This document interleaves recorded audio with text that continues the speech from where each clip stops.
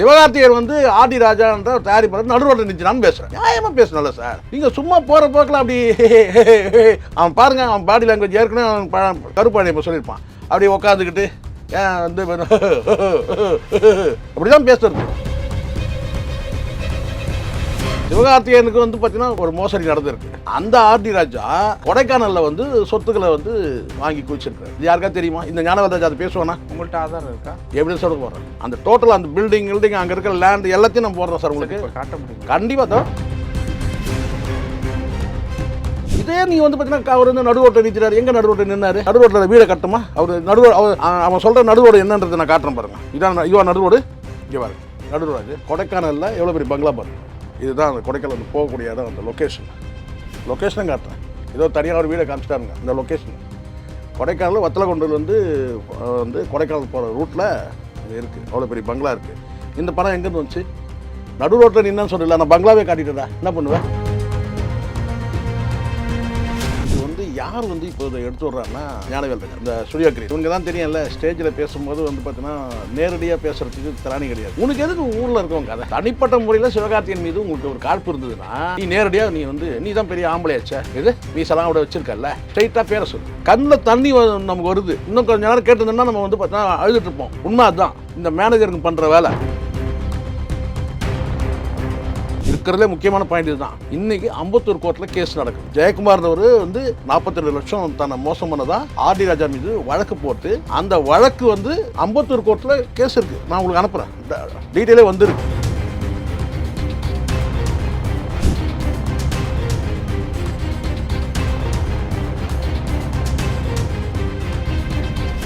Real one நேயர்களுக்கு வணக்கம். இன்று நம்மளுடைய நேர்காணலுக்கு டிஜிட்டல் ஜேர்னலிஸ்டான திரு சேகுவாரா அவர்கள் இணைஞ்சிருக்காங்க. சார் வணக்கம். வணக்கம் சார், நடிகர் சிவகார்த்திகேயனுக்கும் அவரை வச்சு படம் பண்ண 24 AM ஸ்டுடியோ ஆர்டி ராஜா அவர்களுக்கும் இப்போ வந்து ஒரு ஃபைனான்ஷியல் பிரச்சனை போயிட்டு இருக்கிறதா ஒரு தகவல் வந்து இருக்கு.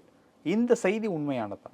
இந்த டாக் எதனால் அவர் தெரியுமா? இப்போ நீங்கள் கேட்குறீங்கல்ல, இது ஆக்சுவலாக இது வந்து ஒரு சிவகார்த்திகேயனுக்கும் ஆர்டி ராஜாவுக்கும் ஒரு முடிஞ்சு போன ஒரு விஷயந்தான். இது வந்து யார் வந்து இப்போ இதை எடுத்து விட்றான்னா, இந்த மிஸ்டர் லோக்கல் படத்தை தயாரிச்சால ஞானவேல் ராஜா, இந்த சூர்யாகிரி, அவன் வந்து என்ன செஞ்சான், ஒரு ஸ்டேஜில் பேசும்போது இவனுக்கு தான் தெரியும்ல, ஸ்டேஜில் பேசும்போது வந்து பார்த்தீங்கன்னா நேரடியாக பேசுகிறதுக்கு திராணி கிடையாது அப்படின்னு சொல்கிறது. எனக்கு தெரிஞ்சு ஒரே ஒரு ஆம்பளை, சரியோ தப்போ மிஸ்கின், நீ பொறுக்கி போயிடா சொன்னது யாருன்னா விஷால தான்.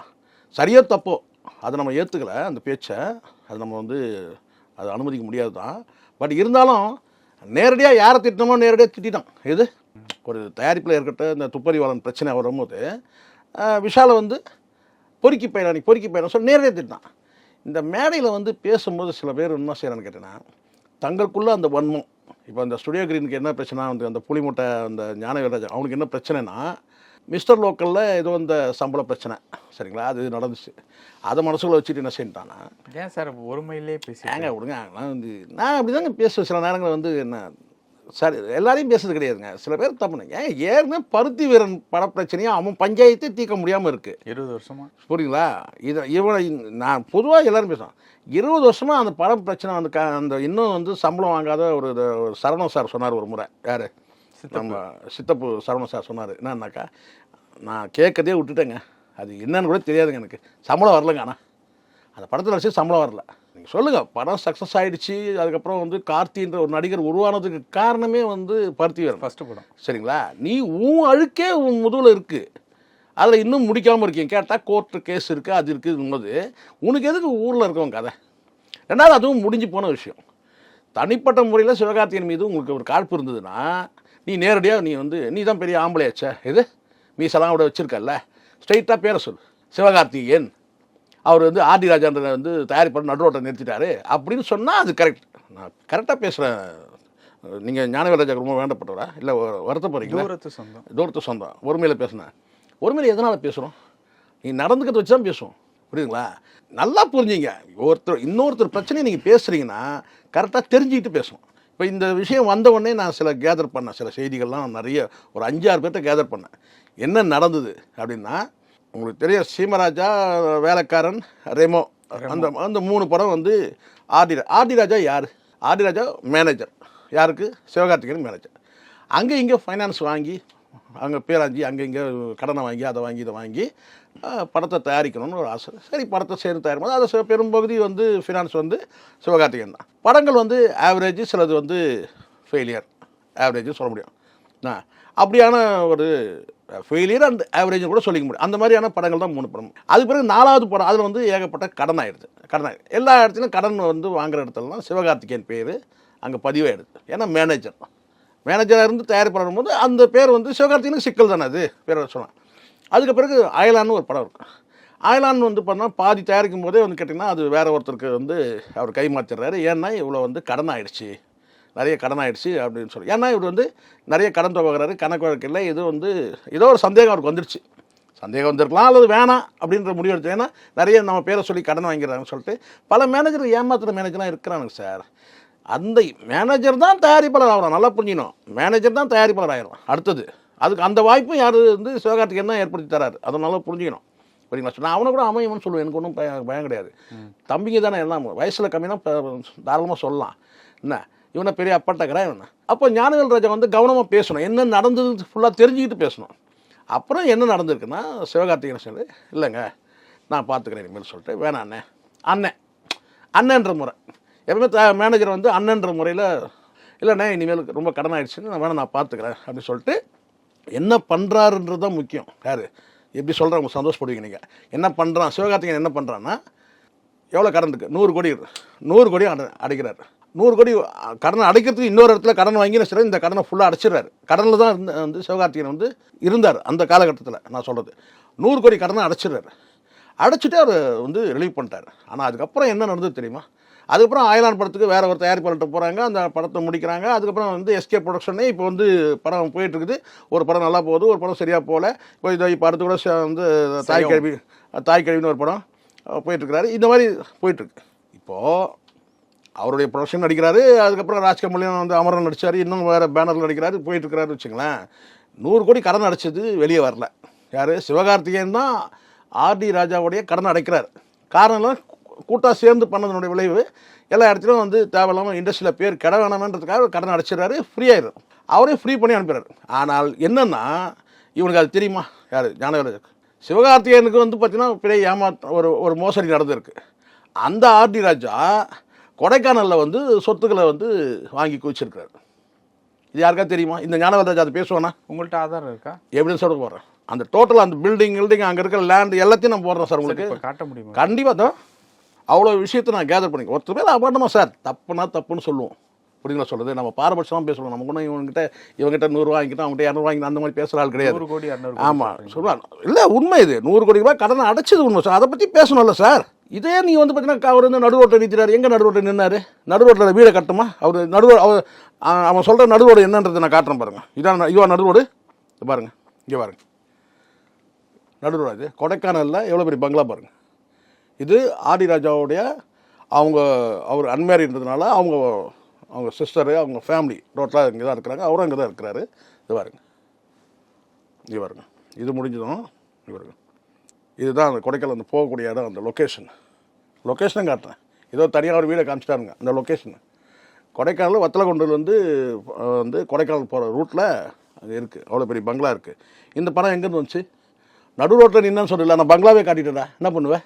விசாரிச்சு இருக்கணும். இன்னும் ஃபோட்டோஸ்லாம் இருக்குது. எதுக்காக நான் இதை சொல்கிறேன்னா, ஒரு விஷயத்தை ஒருத்தர் மேலே களங்கம் சுமத்து. இப்போ சிவகார்த்திகேயனை நீங்கள் காலி பண்ணணும். காலி பண்ணணும். ஒரு பொம்பளை கதை எடுத்து விட்டீங்க.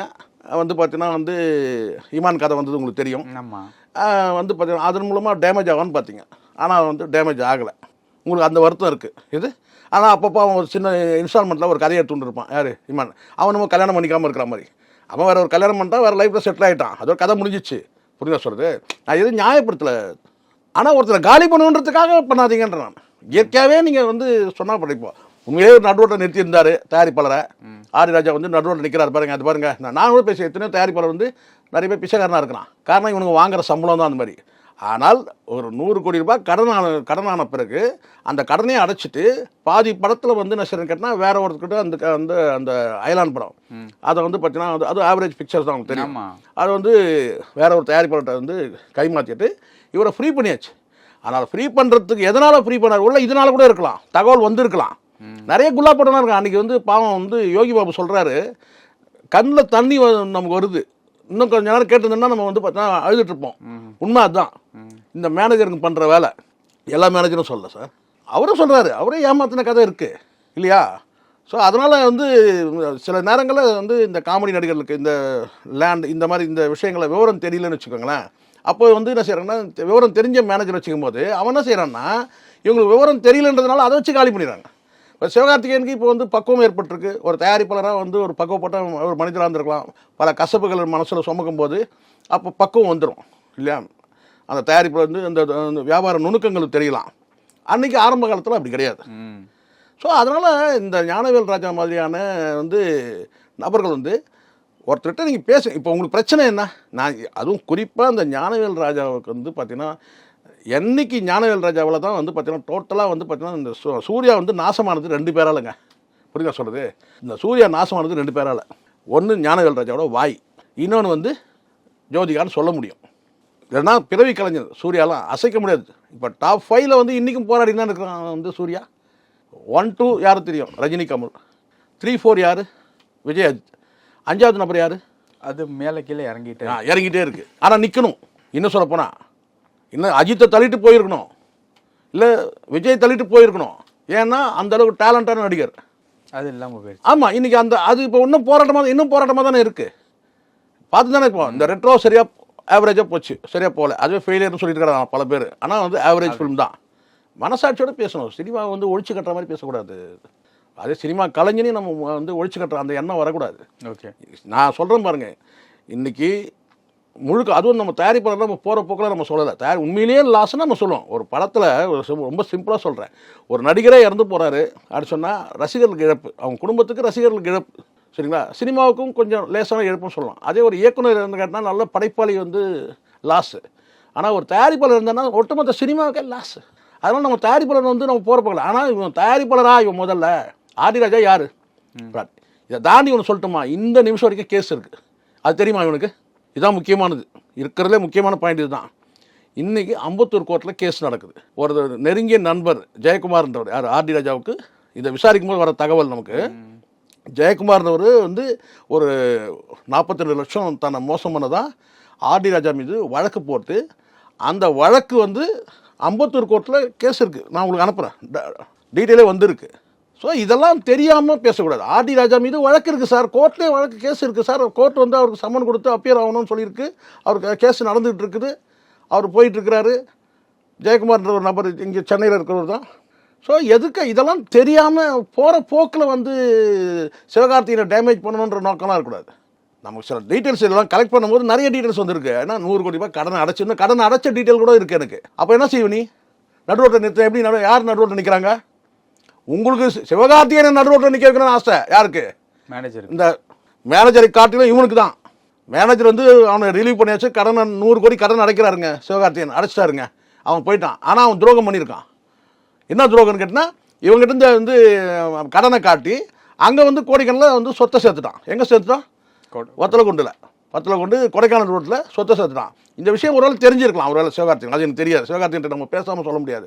ஒருவேளை அதனால் ரிலீவ் பண்ணியிருக்கலாம், நம்மளை மோசமான. இருந்தாலும் வெளியில் இண்டஸ்ட்ரியில் பேர் கிடவேணும்னு சொல்லிட்டு அவன் அந்த கடனை அவன் ஏற்றுக்கிறான் சிவகார்த்திகேயன். இப்படி இதெல்லாம் தெரியாமல் சிவகார்த்திகேயன் வந்து ஆர்டி ராஜான்ற தயாரிப்பாளர் நடுரோட்டில் நிற்கிறான்னு பேசுகிறேன். நியாயமாக பேசணும்ல சார், தப்பு இல்லையா? அது கரெக்டாக பேசுங்க.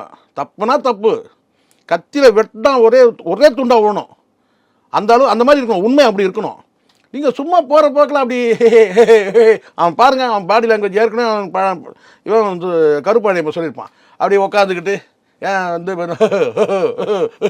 அப்படி தான் பேசுறது திமிர்த்தனால. அது ஒருத்தர் இண்டஸ்ட்ரியில் வந்து ஒருத்தனை ஒழிச்சு கட்டுறதுன்னா என்னன்னா பேசுகிறானுங்க, அவன் பார்த்துன்னு தான் இருக்கான். அப்படி தான் வந்து யோகி பாபா கவுக்க பார்த்தானுங்க. எப்படி கவுக்க பார்த்தானு தெரியுமா?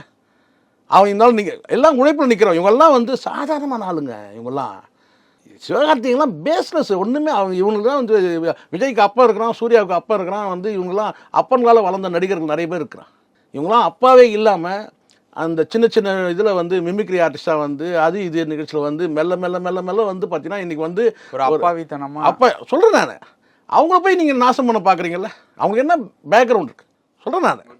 அது இதை தான் நான் எனக்கு வருத்தமே எனக்கு அதுதான். அதே மாதிரி யோகி பாபு கூட நான் சொல்கிறேன். போகிற போக்கில் வந்து இஷ்டத்துக்கு எடுத்து விட வேண்டியது. அவன் இதுக்கு வரமாட்டான், இதுக்கு வந்தால் 2 லட்சம் கேட்குறான், 3 லட்சம் கேட்குறான், 5 லட்சம் கேட்குறான்னு சொல்லி யோகி பாபு எடுத்து, யோகி பாபு எவ்வளோ பெரிய கதை இருக்குன்றது யோகி பாபு கிட்ட போய் உட்காந்து தான் தெரியுது. 1 மணி நேரம் பேசும்போது தெரியுது கேட்டால் அவ்வளோ வந்து ஏமாந்துருக்கிறாரு. எல்லாம் இந்த மேனேஜர்களால். ஸோ அதனால் போகிற போக்கில் யாரையுமே சொல்லக்கூடாது. இவன் பேசுறது ரொம்ப ரொம்ப தப்பான விஷயம். இங்கே வேணா கூட நான் உங்களுக்கு இந்த டீட்டெயில் ஃபுல்லாகவே அனுப்புகிறேன். ஜெயக்குமார்ன்றவர் 42 லட்சம் மோசடி பண்ண வழக்கு வந்து அம்பத்தூர் கோர்ட்டில் இருக்குது. 100 கோடி ரூபாய் வந்து இவனுடைய கடனை, ஆர்டி ராஜா வந்து பட்ட கடனை வந்து சிவகார்த்திகேயன் அடைச்சிருக்கிறாரு. எங்கே யாரை வந்து சிவகார்த்திகேயன் நடுரோட்டை நிற்க வச்சான் சொல்லுங்க பார்க்கலாம். வந்தால் நானே பேசுகிறேன், தப்பு இல்லை அது. ஓகே, ஒருத்தனை ஒழிச்சு கட்டுறதுக்காக பேசக்கூடாது. எவனா அந்த புலி மூட்டைனா உங்களுக்கு கோவம் வருது. அவன் ஞானவேல் ராஜா இருக்கட்டும், எந்த ராஜாவனா இருக்கட்டும், தப்பு இல்லை சார் அது. இந்த ஞானவேல் ராஜா வந்து அவன் ஃப்ராடு வந்து ஆர்டி ராஜாவுக்கு சப்போர்ட்டா சொல்லுங்க பார்க்கலாம். பல விஷயங்கள் பேசணும். நேரத்துக்கு ரொம்ப நன்றி சார். நன்றி.